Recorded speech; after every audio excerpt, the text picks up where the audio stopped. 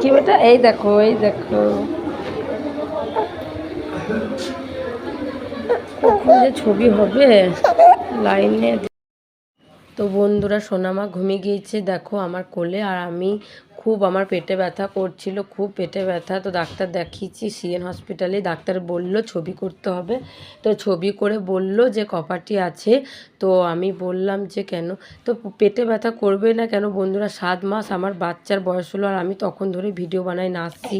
তো যাই হোক, এখানে আমি কোপন দেখো 200, আমার 10 ছিল মানে লাস্ট।